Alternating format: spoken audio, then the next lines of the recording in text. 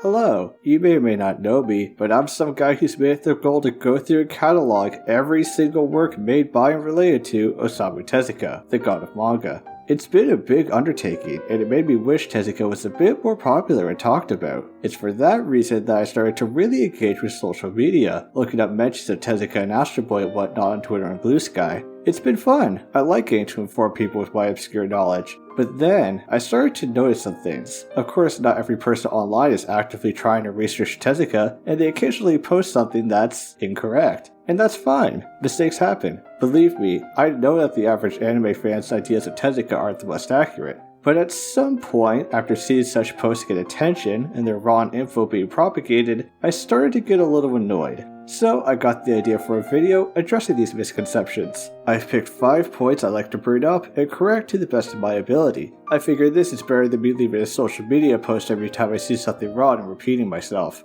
This all said, I accept I may not be infallible here. I still haven't learned how to speak or read Japanese, and I don't have every source in the world. Even the sources I do have, I don't have memorized. I could be wrong about some of the things I say, but I think I have some solid points to make. So, let's get to it, as I try to clear up 5 Osamu Tezuka misconceptions.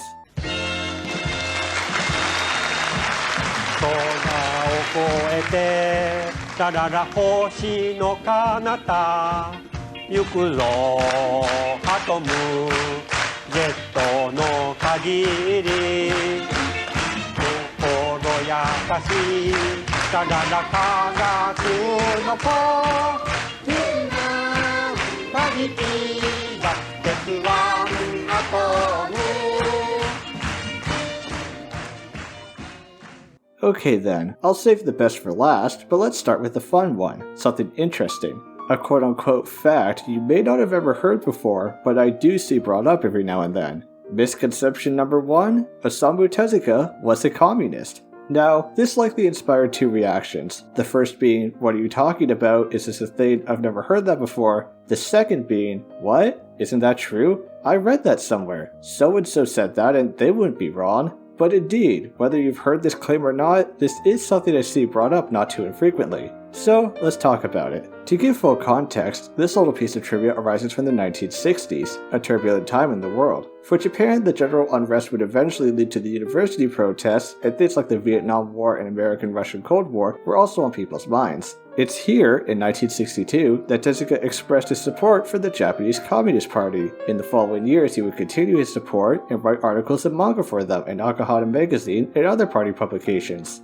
Now, this might sound like a pretty open and shut case, right? Tezuka is clearly a communist. You don't vote for the Communist Party if you don't have communist values. Let's go seize the means of production. Well, here's where context comes into play. Why did Tezuka express his support for the Communist Party? Did he ever give a reason? Yes, he did. In 1967, Tezuka said he supported the Communist Party because he famously hated war, the Communist Party had an anti-war stance, and Tezuka felt they were the only ones seriously concerned with the future of Japanese children. And honestly, this quote is just about all I'm seeing about the whole thing. Whenever I look up Tezuka alongside the Communist Party or communism, I don't see many actual sources or quotes that aren't this. For someone as storied as Tezuka, it feels weird to me that there wouldn't be more info or quotes or something if he was a big, massive communist. Furthermore, I'm not seeing much on him spouting actual communist values. You'd think there'd be something about government or labor, but no, not that I'm seeing. Maybe modern search engines are failing me, but it's almost always this one quote, which isn't even about communism. It just makes Tezuka look like a single-issue voter. I may not have every old newspaper article and interview, but this doesn't feel right. At the same time, this only inspired some skepticism. Maybe the signs are in his work? So, I grabbed a list of every single thing Tezuka had published under the Communist Party. Thank you Phoenix.to for making this easier for me. We've got some manga, illustrations, and articles listed. Surely if Tezuka was a communist, it would be reflected in the work he published for them. Started off with the illustrations, I can only actually find one of them. Supposedly he made 3. The one I could find is 1967's Adam Is With You, showing Tezuka's disapproval of American troops and their actions in Vietnam. The 2 I couldn't find are listed for 1975 and are called And Thus Adam Was Born and The Name Hyotensuki Comes From My Sister's Doodles. No idea if they're especially political, but they don't seem like it. But these were just illustrations. What about the articles and essays he wrote? Those have gotta be all about his politics. Well, I don't seem to have any of these either. Most of them weren't really reprinted, but their titles are About the Cultural Council for Protecting Children, The World of Children's Manga, Children's Magazines That Lost to Children, Ryoko Ikeda's Gentle Hands, The Protagonist of Tezuka's Manga, Hymn to Life My Diary, My Manga Roots, and 10 Special Stories. So yeah, none of them really look like a thesis on Tezuka's political careers on the corrupt nature of capitalism, do they? It looks like they line up with Tezuka thinking the party had the best in mind for children. And then we come to the actual manga published in this magazine. If Tezuka was going to portray poor communism messages, it would be in his manga. He wasn't shy with putting heavier political themes in his work, especially in the 60s. Grabbing all the ones I could actually find, let's begin by going through all the shorts. The Child Who Went to the Star Contest is a little story about kids being picked up by aliens and judging which planet is the best. The twist is that the kids aren't human. Gulliver's Pollution Chronicles is a take on Gulliver's travels with an environmentalist theme, and The 30-Year Album of the Honky-Son Family is this neat little saga showing a particular family throughout the years. Not sure I see a real message as opposed to just Tezuka portraying the changing times. That's it for the shorts I could find, so what about the longer works? Starting off with Feathers and Stardust, it's a picture story about some guys fighting angel wings, losing them, a young boy named Kazuma then fighting them again, sharing the joy of the wins with his family and friends, and a corrupt businessman trying to take them for himself. The story takes place in this sort of dystopian town. It's filled with the poor and downtrodden, but puts up a disguise of prosperity. Everything is controlled by this guy Koma Inu, who's explicitly described as not a politician, but a wealthier guy who can control everyone. With the main conflict is actually him implementing AI and machines to do everyone's work, putting the poor people out of the jobs they even have. Feathers and Stardust has a pretty pro-union message actually, but does it have a communist message? Well, I'd argue no. The main conflict is Koma Inu wanting to steal the wings for himself, both to fly, and because the wings inspire the workers to be more productive, removing the justification for replacing them with cheaper machines. But it also turns out the wings don't let you fly if you're greedy. Eventually, Kazuo ends up talking to a wise man about the wings' origins, and the manga pretty openly expresses its theme about people needing dreams and hope and inspiration, about how you shouldn't just go through life obsessed with your job or making money. In the end, Feathers and Stardust's message seems to be don't be greedy, pay your employees a good wage, unions are good, and remember to dream. There really isn't a definitive communist message in it, though you could maybe construe a loose one. As for Voyage of the Tatsumaki, it's initially about an island boy named Shichiro being tricked into being a slave on a boat. He stages an uprising, gets thrown into prison, meets the traveling writer Sasaki Kojiro who gets their freedom through sparking public outrage, and then the two go sailing and end up in a sci-fi Tezuka plot with an underwater city where the royal family is oppressed by the military, and Shichiro and Kojiro have their respective doppelgangers. Political leaning? I'd say anti-fascist? Tezuka puts in anti-fascist stuff in his manga not too infrequently. Goro to Hachoke is an environmentalist story following a town demolishing their forest to make it a tourist spot. A fox named Goro and a human named Goro become friends, the fox's mom dies, the human girl goes to live in the woods, typical environmentalist Tezuka. And then for our last one, we have Tigerland. Some children are holed up in their hut on an island one day when a tiger wanders by and collapses. They tend to it and find out it actually swam all the way from India. Some Japanese politician kidnapped its cub to use as a political mascot, and the tiger swam after the ship. Eventually a storm led to winding up where the kids found it, and the tiger dies, thanking them. They bury the tiger by a tree, the tree gets infused with cat superpowers, and when the children eat its fruit, they can now understand animals. The kids go in search of the tiger cub, actually find it pretty quickly, and then most of the story follows the young cub. It learns how to be strong, he fosters peace among the animals, he fends off Japanese politicians trying to forcibly buy the island. In the end, this comes across more as a pro-nature message alongside a theme of empathy and understanding. Maybe you could say it's about the oppressed rising up against the greedy capitalist, but I don't know. It feels more anti-colonialism to me if anything. I could go on and bring up other Tezuka works he's made over the years, but I think this is enough to state my case. It doesn't look like Tezuka himself expressed communist ideas, and even in the works he published for the Communist Party, they don't really do that either. Unless someone has a damning interview or something that just isn't coming up when I look for it, I think I can safely say that Tezuka wasn't a communist.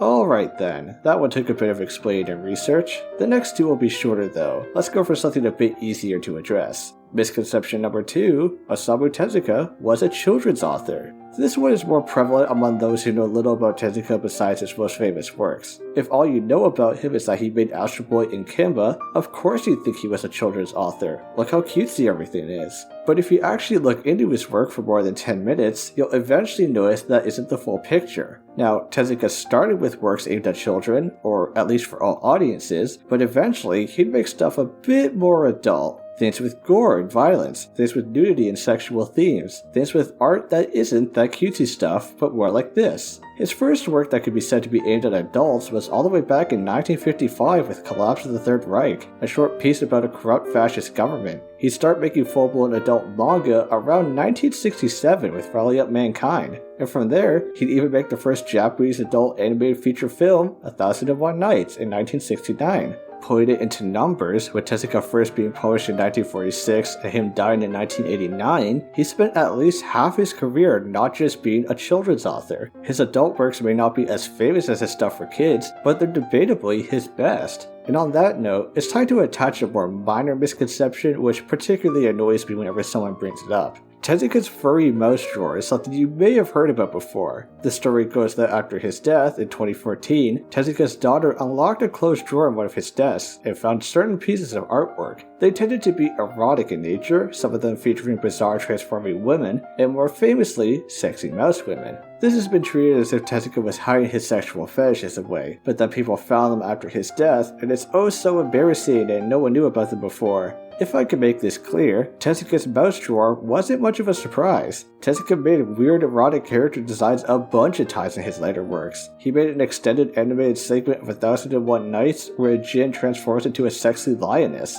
It wasn't uncommon for Tezuka to explore sexuality in his works, and as for him secretly being into mouse women, behold. This was published. I think it was for New Year's, but it looks like the date and title are unknown. The point is, if you see someone bringing this up as if Tezuka's shameful secret was discovered, they're wrong. People knew. This wasn't a shocking discovery, it was more of the same. For some trivia, Tezuka was first called out for being a corrupting influence on the youth in 1949. He published Pistol Angel, a western story reportedly featuring the first kiss in a children's manga. Funny enough, you want to know one of the groups that called Tezuka out as being a bad influence at the time? The Japanese Communist Party.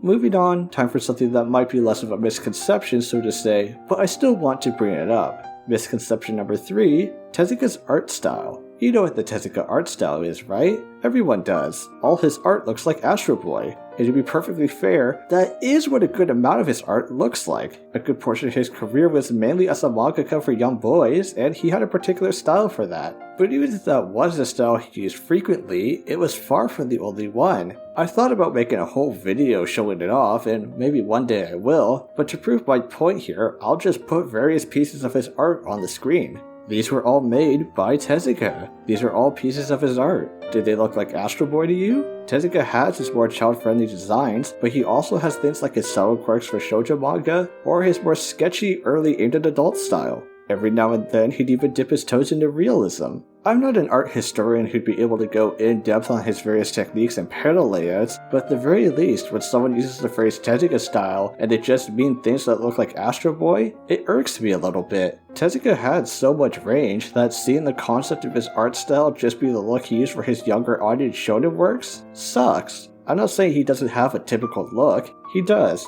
but it's not like he's one of those artists where everything they make looks the same. He would experiment. He was constantly experimenting in one way or another, and that's all I really have to say about this one. Again, less of a misconception than the others, but something I was thinking about making a separate video to help clear up anyways. Maybe one day I still will make that video to show off his work, but for now, let's move on to better topics. It's time for one of the big ones, some claims that may make me look like a fool. I meant it when I said I saved the best for last, so let's talk about some commonly accepted Tezuka facts everyone knows to be true.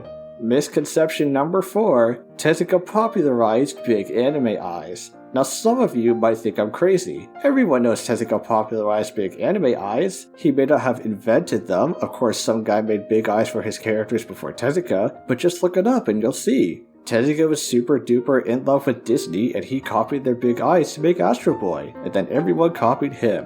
Everyone knows the large anime eyes thing comes from Tezuka. It's common knowledge among the anime and manga community. right?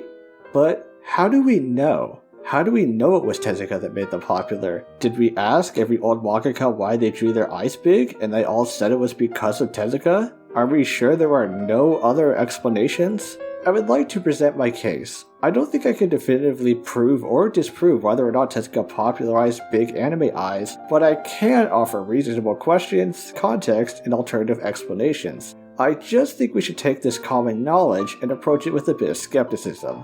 Now, I could make some argument about the eyes being the best way to express emotion, and it's just a matter of course that the medium of manga will gravitate towards making them large, but no, it's full of theory and stipulation. Let's ignore that argument and provide something more concrete. Were there popular manga before Tezuka with big-eyed characters? Of course, the answer is yes. Tezuka himself as a child was a fan of works such as Suiho Tagawa's Norakuro and Gajo Sakamoto's Tangu Tankuro. These characters have big eyes, and it's very likely other people who would go on to be mangaka would have seen and be influenced by them. There's also the works of Shigeru Sugiura, and of course I can't fail to bring up old anime like 1917's Namakura Katana. But oh, those aren't anime eyes, you might be saying. Well then, how about the art of Junichi Nakahara, who became a shoujo manga illustrator in the 20s? He's credited with helping define the shoujo manga look. So, clearly big eyes existed before Tezuka, but that's not really the claim we're addressing. The claim is that Tezuka popularized big anime eyes. Tezuka specifically. It's not that other mangaka also saw Disney works or other pieces of media that used big eyes, but that they were specifically copying Tezuka's style. How could I look into proving or disproving that? Well, let's start with this. How about I look up popular mangaka from the 40s and 50s, find the ones that use big eyes, and see if I could track down their inspirations. This was around the time modern manga began, and would be the time frame for the least amount of Tezuka influence. I don't exactly have a comprehensive list, but let's start with Eiichi Fukui. He made Ikaguri-kun in 1952. It has big eyes. It's touted as the origin of fighting in sports manga. Eiichi Fukui was even popular enough to apparently be considered Tezuka's rival back in the day. Do I see anything online saying Fukui was inspired by Tezuka? No.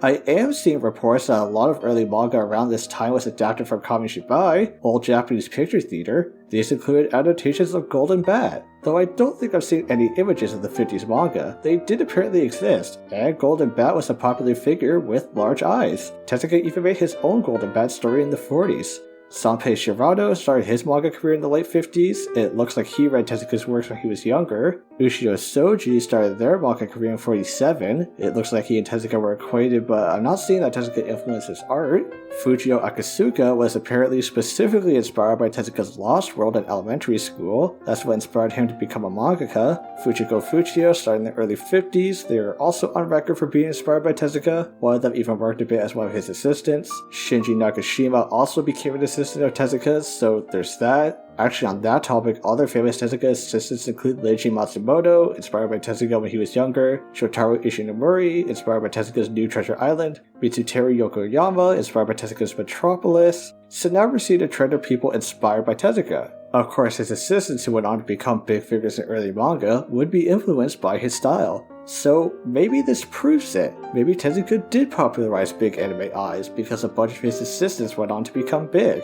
I mean, you'd be arguing that they all specifically copied Tezuka's big-eyed style, and that they didn't derive it from anything else, just like Tezuka would've, but let's go with that theory for now. Well, there's still a bit of a wrinkle. If you want to generalize things to just characters having big eyes, then maybe you have a case. Again, big eyes for cartoon characters is just a common thing, and if you remove Tezuka from the timeline, there's still a good chance it would have happened. But here's a question. Is Tezuka even drawing big anime eyes? Tezuka drew a lot of different eye types. Some of his shoujo series had the big anime eyes look, but a bunch of his characters might not depending on what you count. When we think of big anime eyes, do we think of Tezuka's typical style, or something like the art of Makoto Takahashi? His 1957 work, Sakura no Miki, looks a lot more like what you'd imagine, and it looks like his inspiration wasn't Tezuka, but Junichi Nakahara. Researching more leads me to the term JoJoka, or lyrical painting, which can have eyes a lot more like big anime eyes than Tezuka works. When we start to think about it, what even are big anime eyes? If I may demonstrate my point by grabbing big manga franchise One Piece for a second, and pointing to its main character Luffy,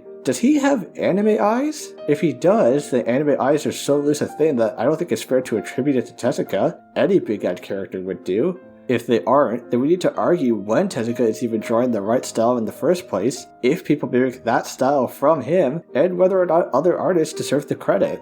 And so, here I am. I have no idea what conclusion to draw. Did Tezuka inspire a bunch of early mangaka and influence the whole medium? Yes, of course he did. But should we actually credit him with popularizing big anime eyes? Well, he did start it, other popular manga at the time did seemingly without his influence, and depending on your stance, Tezuka may or may not have even drawn them much himself. This might feel like a bit of a cop-out, but I think it's important to ask these questions instead of just saying Tezuka did it. I want to hype up the guy more than most, but such a frankly unprovable claim like this feels a bit silly. I don't know if there's any way to answer it besides a time machine or necromancy.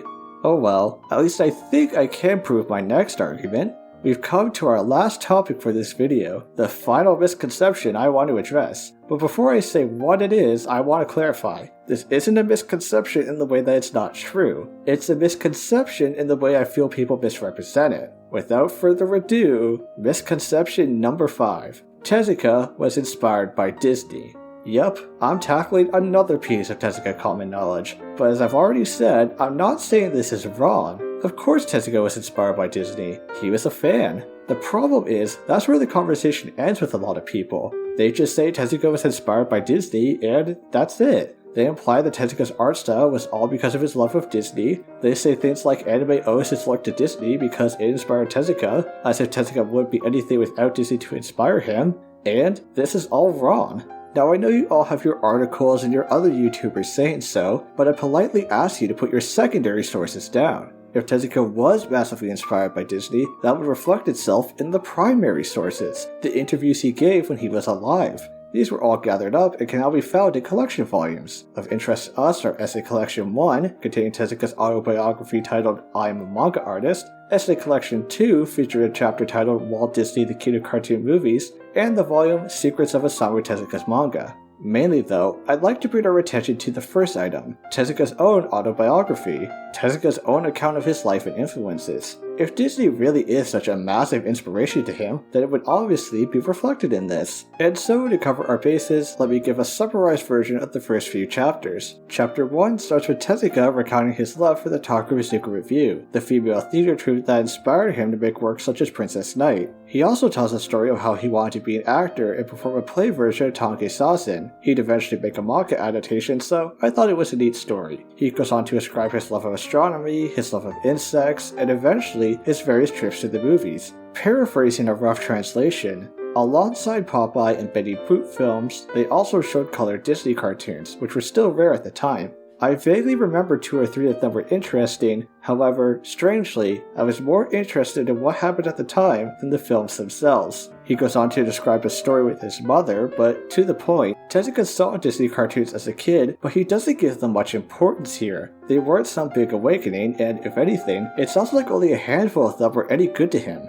Tezuka goes on to describe his experience with propaganda films during the war. In particular, he recounts an emotional response he had to the 1945 animated movie Momotaro's Sacred Sailors. Apparently, he found the message of having hopes and dreams despite the wartime propaganda to be very touching, or something like that. He describes how it was that film that inspired him to one day make his own animated movie, and that this drove him to seek out other animated films, including Disney movies Snow White and Bambi. The rest of the chapter details Tezuka's experiences with the war, and after that, it's basically Tezuka explaining his early publishing days. Now then, let's review. Tezuka says that while he saw Disney cartoons as a kid, they don't seem to have had a big influence on him at the time. Then it was only starting in 1945, after seeing Momotaro, that he became really passionate towards animation, at least according to this autobiography. But wait, Tezuka's not telling all of this completely in order. He jumped ahead to 1945, then to watching Snow White and Bambi, and then back to his wartime experiences. He says he watched Snow White and Bambi when Daiei made a deal with Disney. When was this exactly? 1950 and 1951. From what it looks like, around that time is when Tezuka became Disney obsessed. The thing is, by 1950, Tezuka had already been published for several years. He had already made New Treasure Island, Lost World, Pistol Angel, Metropolis, a bunch of landmark works for him. If you remember, a bunch of Tezuka's future assistants were inspired by these very same works. Even if we're extremely generous and say he got into Disney starting around 1945 to 46, Tezuka had still made a bunch of pre-publication works by that point. Ghost Man would go on to be the blueprint for Metropolis, and in turn Astro Boy. He had apparently written 1,000 pages of Old Man's Treasure Island, though most of it is lost, and he had already created famous Tezuka stars Shinsaku Ban, Acetylene Lamp, Hamegg, and more. According to this autobiography, Tezuka was doing plenty fine before he was super obsessed with Disney. Contrary to popular belief, Tezuka did start his career at Astro Boy. But let's be fair, this was just one source, and it's not as clear as it could be. Let's see if we can find other relevant interviews. Let's take a look at Essay Collection 2's Walt Disney The King of Cartoon Movies. Once again, paraphrasing from a rough translation, Tezuka says, "I first admired the manga of Suiho Tagawa and Ryuichi Yokoyama, but after I became interested in Disney, I suddenly started to copy and master the stuffed animal style, which eventually led to my current style." This reiterates that at some point, Tezuka became interested in Disney and confirmed he began to replicate their style. The stuffed animal style in question, Tezuka describes mostly in terms of the characters being round. The only problem with this quote is, it doesn't actually clarify when this interest started. Earlier in the essay, he describes when he first saw a Mickey Mouse cartoon in 2nd grade elementary school, but that doesn't mean that's actually when his interest began and when he started to copy the style. It would also contradict what he said in his autobiography. If only there was some larger, more in-depth interview from Tezuka about his initial inspirations. Introducing the volume, Secrets of Osamu Tezuka's Manga. In the first section, titled My Encounter with Manga, Tezuka talks about himself growing up and being into the works of Kitazawa Rakuen and Okamoto Ippei. And it's here this exchange happens. This is the first time I've heard that Tezuka's manga history begins with Rakuten and Ippei, so it's surprising. That's because the common interpretation up until now has been that Tezuka Osamu got his start with Disney or Norakuro. My manga is influenced by a kind of history dating back to the beginning of the Showa era. I think it's fair to say that Tezuka manga is a caricature of the history of Showa manga. So now we have a direct quote from Tezuka clarifying it was other older manga that were his initial influence. He goes on for a good amount of pages about Rakuten and Ippei before describing his life after the war. He talks about being hired by the Takarazuka Review to draw manga for them, mentioning he was influenced by the style of Tatsui Jun. Now, I'm not actually seeing any art made by this guy to compare, or I'm translating the name wrong, but I thought I should bring it up as another influence. Afterwards, he describes being inspired by American cartoonist Milt Gross, using Lost World Private Edition as an example. Then it's the likes of George McManus. Then he says Princess Knight was inspired by the art of Kiichi Akamoto and Koji Fukuya. I could go on for a bit, but to summarize, you know what doesn't get brought up throughout this extended interview where Tezuka talks about his early influences? Disney. It's rarely ever mentioned, and one of the times it is in this quote. So, as I have said here and there, I was influenced by Tagawa, Disney, and Yokoyama, and that is certainly evident, but I was influenced by a lot of people. And that's it. That's the point of it all. If you look through Tezuka's actual interviews on his influences, Disney is not given a golden seat at the top. Of course Tezuka was influenced by them. He was influenced by so many things. Books and movies and other manga and theater. Tezuka was a giant nerd, and he put all of that into his works. But anyone really trying to argue that Tezuka owes everything to Disney, respectfully, doesn't know what they're talking about. Tezuka was influenced by Western comics and animations, but this includes a bunch of non-Disney stuff on top of the Japanese influences. If Tezuka himself isn't saying in his interviews that Disney defined his early career, I don't know what else to say. Am I to assume Tezuka was wrong about himself? It looks like it just wasn't important enough to really bring up in two accounts of his early inspirations. The most fair reading I can make is that Disney entered the picture years after Tezuka was established and popular. Oh, but Tezuka based his big eyes on Disney. I've seen that said 1,000,000 times. Well, you know what? So have I, by other non-Tezuka people. I've looked and tried to find a primary source for that claim, the actual quote where he says that, but I'm not seeing it. I've even seen it said that Tezuka's big eyes were actually inspired by the Takarazuka Review, but I'm not sure I'm seeing a direct quote for that either. There's literally books of Tezuka's interviews and essays and thoughts, and maybe he does say it somewhere, but I'm not seeing anything for him to actually back up these claims. If someone else can find me the quote where Tezuka actually said what inspired him to give his characters big eyes, fair enough. Congrats. I'll admit I'm wrong. But until then, maybe we should stop saying Tezuka was inspired by Disney, as if Disney wasn't one of many drops in a bucket. It may have been a big drop, but it was a drop nonetheless. And that's it. 5 misconceptions about Osamu Tezuka. Some of them simply from not being familiar with his work, others from people just saying things without evidence or misleading others. I'm sure this video won't suddenly stop people from spreading such misinformation, but maybe it will get 1 or 2 of you viewers to question what you hear online. Or, who knows, maybe I've just made myself look like a giant idiot. Maybe someone will throw actual evidence contradicting me in my face, but if that happens, I'd consider it a win, because at least then we can have the actual quote as proof instead of people just saying it. If you found this video independently of my big Tezuka retrospective video encyclopedia thing, maybe go check that out, it might be interesting to you. Other than that, I hope you have a nice day, and think about asking for a source every now and then when you see a claim online.